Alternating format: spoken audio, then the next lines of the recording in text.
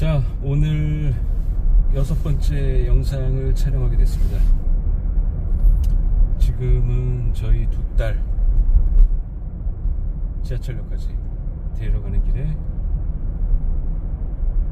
영상을 켰고요. 오늘 주제는 우리가 평생 직장 생활을 하시는 분도 계실 것이고 자영업을 하시는 분도 계실 것이고 우리가 맞닥뜨려야 할 은퇴에 대해서 얘기를 좀 해보려고 합니다. 지금 가는 길이 좀 가속방지턱이 상당히 많은데 좀 흔들거려도 이해해 주시고요. 저를 먼저 소개하면 직장 생활만 약 한 23년 정도 과속 방지턱입니다. 하다가 직장 생활 마지막쯤에 개인 사업을 시작하게 됐어요. 그래서 다행히 운 좋게 첫 번째 사업이 성공적으로 잘 꾸려졌고, 그 다음에 두 번째 과속 방지턱입니다. 부동산을 투자를 진행하면서 취득하게 된 상가의 두 번째 사업을 일궜죠. 이것도 직장생활 하면서. 이 모든 게 가능했던 게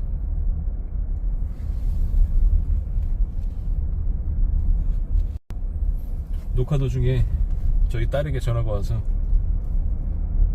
영상이 끊겼습니다. 통화가 좀 길어졌는데 어디까지 얘기했는지, 우리가 직장생활 하면서 이제 불가피하게 맞이하게 될 제가 직장을 약 한 20여 년 동안 했고, 그 다음에 첫 번째 사업, 두 번째 사업까지 진행해서 두 번째 사업마저도 운 좋게 성공하게 됐어요. 그래서 직장 두 번째 사업까지가 직장 소득을 연봉을 뛰어넘게 됐어요. 그리고 직장에서 마지막에 임원 생활을 한 4년 정도 했는데, 그때 다들 아시겠지만, 뭐 직장 생활 하시는 분들이야 다 아시겠지만, 이 달콤한 월급의 유혹, 매달 들어오는 통장에 꽂히는 이 금액, 안정적인 금액, 이걸로 가족들과 여행도 다니고 과속 방지턱입니다. 주말마다, 그 다음에 또 그걸로 애들 교육도 시키고 또 생활자금으로 쓰고, 이런 고정비 변동비 다 지출하게 되면 사실상 월급은 그대로 거의 다 썼죠. 월급은 그대로 다 썼고, 나머지 사업에서 벌어들인 소득을 추가로 저축을 하게 됐어요. 매월 저도 느는 월급 소득만큼 지출하게 되더라고요. 저는 좀 나름 아껴 쓰는 편이라서 안 그럴 줄 알았는데, 저 또한 씀씀이가 커지고 가족들도 씀씀이가 커지고, 그러다 보니까 월 카드값이 실제 현금 빼고 카드값만 800에서 1000만 원이 나왔어요. 매달. 그래서 연말정산할 때도 카드값만 거의 한 9천만 원 정도 거의 육박하게 나왔죠. 현금이 현금대로 별도로 나오고. 실질적으로 사용한 지출이 연 1억이 넘었죠. 연말정산 금액이, 지출 항목이. 그러니까 소득의 한 80%, 70%, 75% 정도는 지출했던 것 같아요. 왜냐면 연말에 또 인센티브도 있고 하니까 지출을 그 정도 많이 했는데, 씀씀이가 커지는 만큼 또 투자도 과감하게 하게 되더라고요. 이렇게 되고, 이제 직장 생활의 마지막 25년도 초에는 마지막 또 세 번째 사업에 도전하게 됩니다. 세 번째 사업에 도전하게 돼서 이 세 번째 사업도 부동산과 연관돼서 자산을 취득하고 또 그걸 제 사업장으로 꾸몄어요. 꾸미는 기간이 한 3개월 정도 들었고 한 3, 4천 정도 투자를 해서 멋지게 리모델링을 하고 사업을 시작하게 됐죠. 그렇게 해서 세 번째 사업도 나름 성공했어요. 첫 번째, 두 번째 사업만큼의 수익 규모는 아니지만 그래도 웬만한 기업의 한 과장급 연봉 정도, 그 정도는 과장 차장급 연봉 정도는 받을 수 있게끔 전방에 과속 설계는 방지턱입니다. 해놨어요. 그래서 이 제가 읽어놓은 이 세 가지 사업장, 세 개의 사업장에서 제가 받고 있는 연봉의 한 2.5배 정도는 이제 수익 구조로 나오게끔 만들어 놨었죠. 남들이 봤을 때는 꽤 큰 수입이었죠. 꽤 큰 수입이었는데 그런데 그만큼 지출도 많아지더라고요. 사업을 하다 보니까 지출도 많아지고 이 그동안 직장 생활을 하면서 버리지 못했던 이 씀씀이를 바로 줄이지 못했어요. 그래서 매달 카드값이 또 700, 800, 또 적게는 진짜 아꼈으면 650. 전방에 과속 방지턱입니다. 이제는 직장에 고정 수입이 없는데 그 정도가 이제 또 빠져나가다 보니까 아무래도 기존에 여유롭게 생활했던 이게 과속 방지턱 때문에 심하게 밀려서 잠깐만요. 빠져버리겠구나. 자, 좀 이해해 주셔야 될 게 제가 영상을 수정 없이 올립니다. 그냥 있는 그대로 편집 없이 그대로 올리기 때문에 조금 영상 촬영에서 이런 현상이 발생되더라도 이해를 해주세요. 그래서 그런 작은 캐시플로우를 이제 만들었는데 씀씀이가 그만큼 파격적으로 줄이지 못해서 이제는 좀 많이 아껴야 되겠다라는 생각에 고정비 외에 이 변동성 비용을 줄이기 시작했고 또 이 세 번째 사업에 변화를 주면서 제가 추가적인 다른 또 사업을 진행하게 됐죠. 지금 대표님 밑에서 이제 직원으로 일하면서 어떻게 보면 네 번째 사업이죠. 지금 4개의 잡을 갖고 있는 거나 마찬가지인데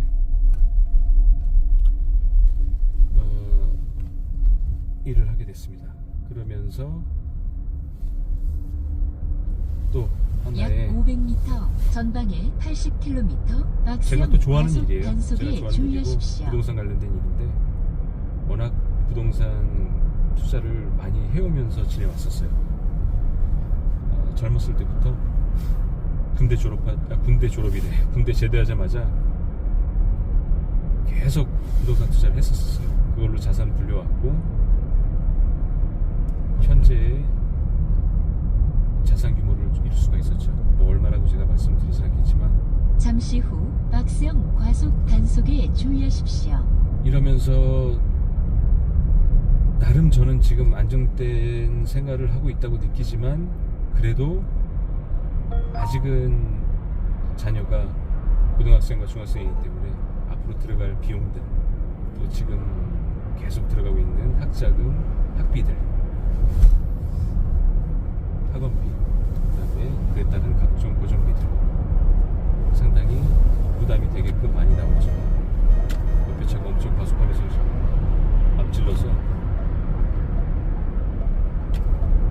2차선으로 가려고 하는데 지금 저 차 때문에 약 500m 잠깐. 전방에 60km 과속 및 멈칫하게 신호 단속에 주의하십시오.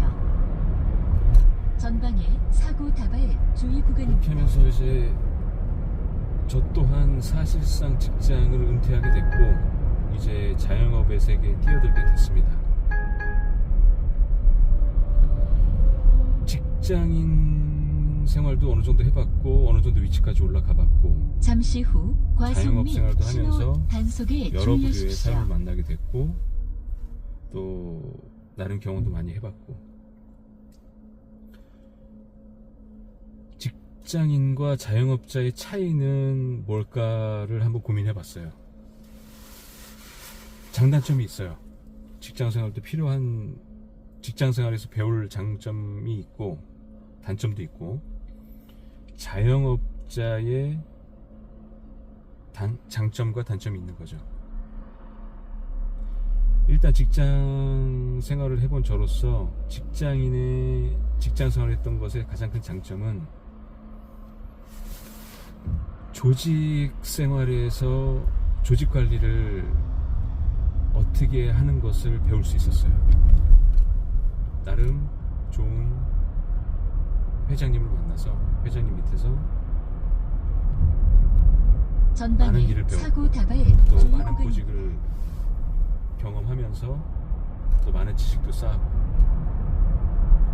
법무, 인사, 노무, 일부 재무도 알게 됐고 그 다음에 또 영업, 마케팅까지. 그러니까 사실상 생산과 생산 관리를 빼고 모든 직장의 부서로서 파트별로 경험해봐야 될 것은 웬만한 건 다 경험해왔던 것 같아요. 그리고 중요하다고 제가 느꼈던 부분은 직장에서 이 부분은 꼭 전공이나 진로 선택에 꼭 해보셔라 하는 것은 영업 마케팅, 그 다음에 인사 조직 관리, 인사 노무 관리, 이 두 가지는 내가 자영업을 하더라도 꼭 필요한 필수 역량 중에 하나입니다. 그래서 꼭 두 가지는 경험할 수 있으면 꼭 경험을 해보셔라 라는 게 제가 권고 드리는 내용이고, 왜 인사 노무 관리, 조직 관리가 왜 중요하냐, 이 직장인들을 보면은 이 조직 관리나 인사 노무 관리가 안 돼서 직원 관리가 안 돼서 사업장이 제대로 돌아가지 않는 경우를 많이 보게 됐어요. 그래서 그런 경우는 제가 대부분 다 보니까 직장 생활에서 높은 위치까지 올라가지 못하고 그 조직 세계에서 예를 들어서 주임이나 대리급선에서 그만두고 바로 이제 자영업을 하신 경우, 이제 그런 경우들도 많이 있었던 것 같아요. 그러니까 조직 관리를 어떻게 하느냐, 그러니까 사람에 대한 배려, 나만이 욕심을 취했을 때, 이득을 취하려고 했을 때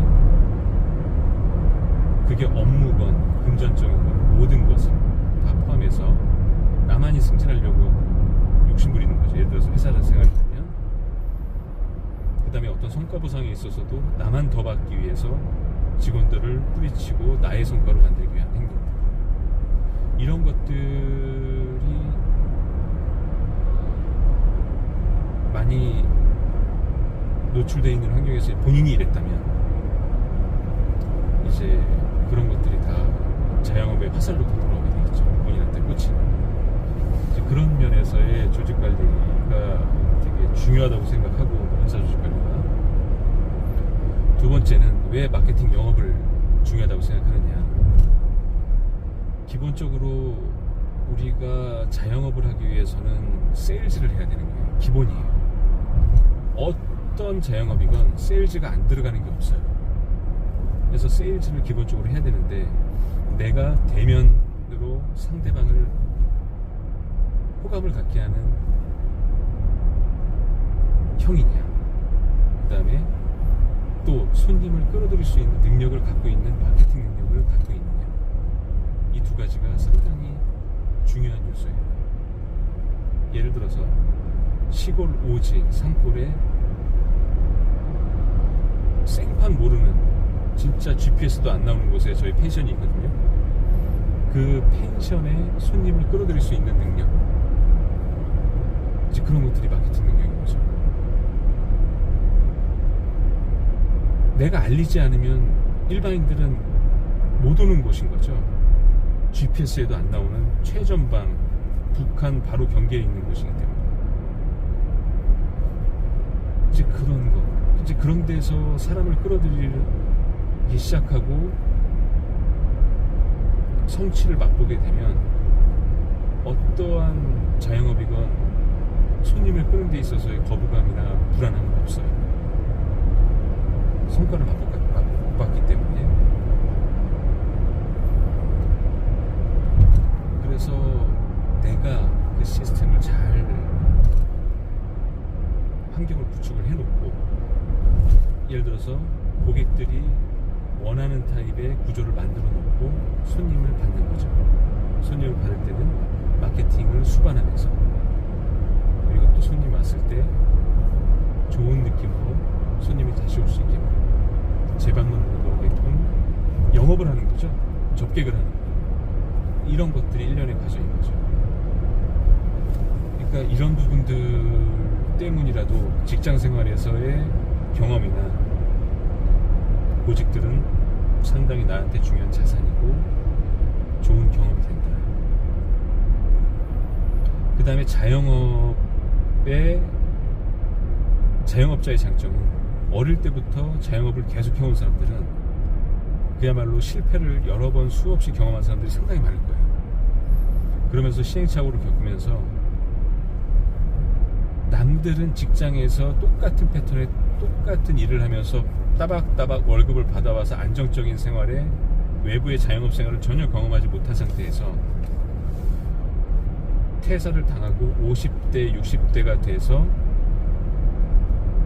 퇴사를 당하고 어디에 취직하기가 힘들 때, 그때 자영업을 대부분 하게 되죠. 그랬을 때 20대부터 직장생활을 안 하고 계속 자영업을 해온 이 전문가들, 자영업의 전문가는 이길 수가 없는 거예요. 그들의 노하우는 이 필드에서,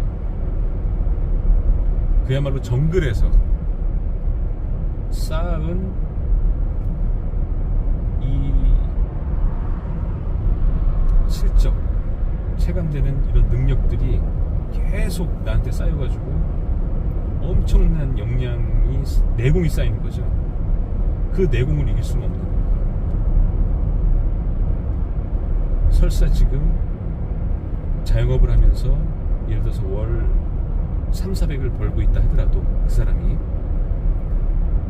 그렇게 안정적으로 3,400씩 꼬박꼬박 나오는 구조를 이뤄가면서 한 가정을 꾸리고 있다. 그러면 그 자영업자는 칭찬해줘야 되는 거예요. 하나만 하면서, 자영업 하나만 하면서. 그것도 능력인 거죠.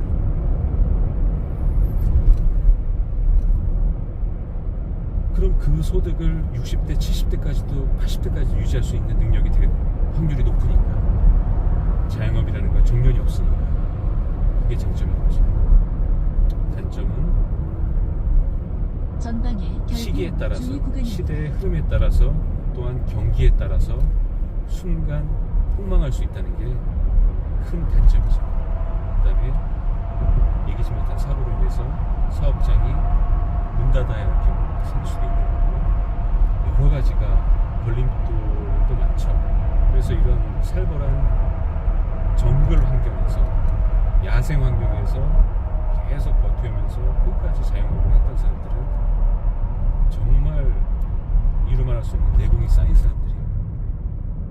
그 사람들과 경쟁해서 내가 50대에 퇴직해서 이기겠다, 한순간에 이기기는 쉽지가 않아요.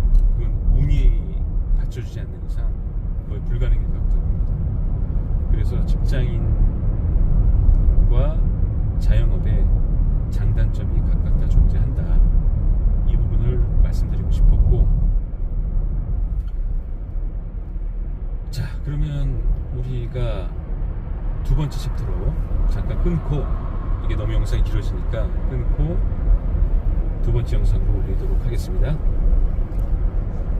자, 현재까지 영상을 촬영하면서 제가 지금 진행하고 있는 사업이 컨설팅, 이제 부동산도 진행하고 있고 경매도 진행하고 있고 각종 컨설팅도 사업적인 부분들 같이 진행하고 있어요. 그래서 여러분들이 제2의 인생을 설계하실 때 어떤 부분이 필요하고 어떤 부분을 보충해야 되는지 그것을 각 부분에서 상담해 드릴 수가 있으니까 제가 진행하고 있는 메인 채널 전원생활연구소 TV에 들어와 주시면 각종 부동산에 대한 정보, 또 토지에 대한 정보, 이런 부분들을 취득할 수가 있고, 현재 이 채널에서는 또 각종 우리 삶에 대한 부분들, 그 다음에 제2의 인생 설계에 대한 부분들, 이런 부분들도 같이 올려드리고 있으니까 결국에는 자산이에요. 자산을 어느 정도 내가 불릴 수 있느냐, 그 다음에 그 불린 자산 중에 일부를 활용해서 또 사업에 이어지게끔 하고, 그 사업을 어떻게 마케팅과 영업으로 성공시킬 수 있느냐, 이게 관건인 거예요. 그래서 그런 데 이르기까지 충분히 저희 사무실에서 또 좋은 매물과 함께 컨설팅을 해드릴 수가 있으니까 부담 없이 이 유튜브 본문에 제 유튜브 메인 채널 이름 전원생활연구소 TV와 그다음에 연락처를 남겨드릴 테니까 연락을 주시면 본인은 예를 들어서 어떤 자산을 취득하고 싶다. 예를 들어서 강원도 횡성에 있는 어떤 전원주택, 어떤 토지, 이 토지를 활용해서 카페나 펜션이나 아님 토지를 농지를 활용해서 나중에 내가 농지연금 또는 각종 농업 관련된 정책, 농업경영체 등록을 해서 각종 농업으로 성과를 내고 싶다. 농지연금이란 또 나라에 좋은 제도가 있거든요. 이 농지연금이라는 것은 만 60세부터 100세까지 매달 내가 보유한 농지로 농업경영체가 등록된 농지로 최대 300만 원씩 따박따박 연금을 받을 수 있는 제도예요. 나라에서 농사를 장려하기 위해서 뭐 이런 부분들을 여러 가지가 있어요. 그래서 거기에 맞는 자산을 취득할 수 있게 저희가 보유하고 있는 매물들 컨설팅을 해드릴 수가 있으니까 그런 부분들 여러 가지로, 또 전원주택 또한 내가 시골이나 아니면 시골에 준하는 수도권과 가까운 도시, 대표적인 게 횡성이죠. 양평과 가깝고 수도권과 가까운 시골, 인구 소멸 지역은 아니지만 이제 소멸 지역이 될 수 있는 그런 지역에서의 사업도 메리트가 있는 거예요. 그게 차별화거든요. 인구가 많은 지역에서 내가 어떤 사업을 한다? 사업으로 성공하기는 쉽지 않아요. 그 경쟁이 너무 세기 때문에. 그 혼탁한 경쟁 속에 들어가는 것은 그야말로 돋보이지가 않는 거죠. 근데 만약에 내가 아무도 없는 시골에서 어떤 사업을 하고 싶어. 그럼 시골에서 있는 생활이 그 자체가 비즈니스가 되고 내가 마케터가 되는 거예요. 남들은 오고 싶어도 쉽게 올 수 없는 것이거든요. 그런 차별화되는 요소. 그래서 제가 영상에서도 강조한 것이 차별화. 차별화할 수 있는 가장 큰 요소가 무엇인가? 진짜 자산가가 아닌 이상은, 진짜 자산가였으면은 서울에, 강남에 상가를 하나 매입해서 진짜 근사한 럭셔리한 인테리어로 진짜 비싼, 처음에 블루보틀 들어온 것처럼 진짜 비싼 어떤 커피, 특색 있는, 지금 블루보틀도 이제 거의 안 가죠. 저도 몇 번은 가봤지만 직장생활 하면서 블루보틀도 지금 이제 좀 많이 사그라드는 것 같아요. 제가 보기에는. 정확한 정보는 아니지만 뭐 이런 것들이죠.